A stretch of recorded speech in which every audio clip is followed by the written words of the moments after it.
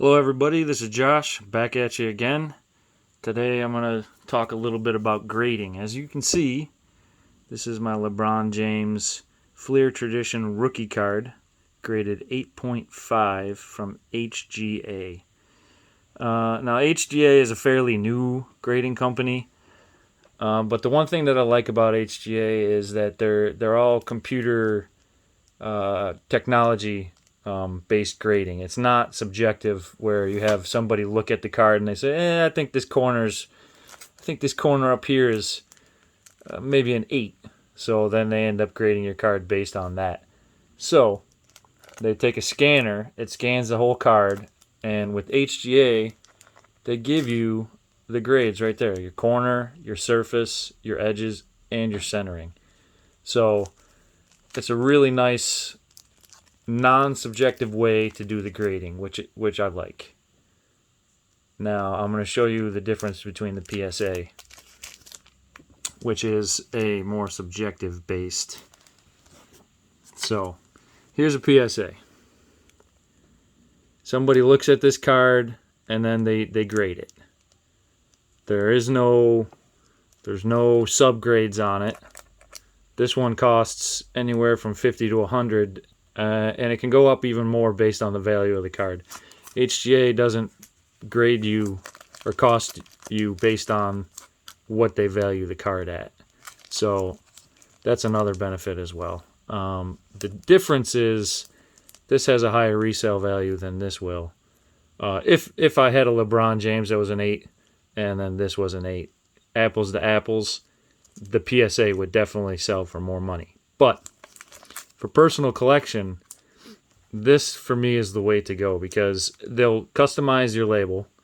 As you can tell, they did the color of the card itself, so they got this kind of off blue color, which they did, and then they got the red in there for the bottom of the card, and then the background is the same white as they have here.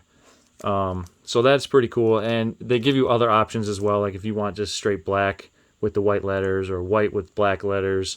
They let you pick, and they have, I don't know, probably a dozen choices that you have. This is PSA. That's the only one that you're going to get. The benefit for the PSA is that serial number right there.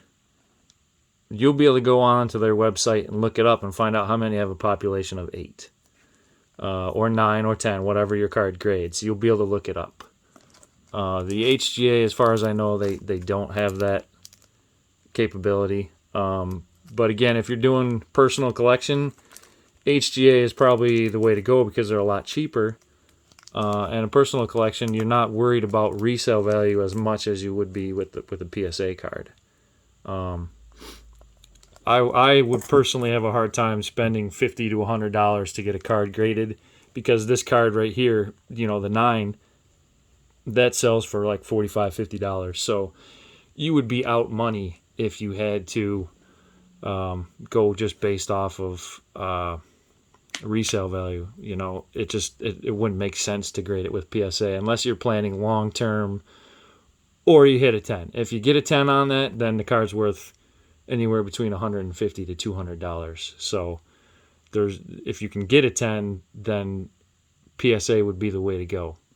But 10s are kind of hard to come by, especially when they could have had 3 different people grading this lot of cards, whereas this, they scan it with a computer, and the computer spits out a number, and then they have 2 or 3 of their experts there verify that, okay, yes, this card is an 8.5, and then they package it up and ship it out.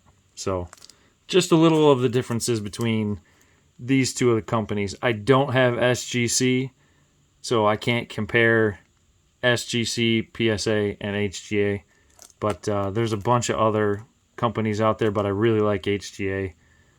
I've seen some pure graded X, I think, which is kind of cool. They get real fancy with the labels at the top, but where they'll match the card. Like if your card is this Pulsar style, they'll actually kind of match like that prism effect up here, which is pretty cool. But I like how clean this HGA and the PSA labels are versus it kind of draws your attention away from the card itself when they do kind of craziness up there in the label. So just a couple of the differences and my personal preference for what you would do as a personal collection. So all right, guys, we'll see you next time.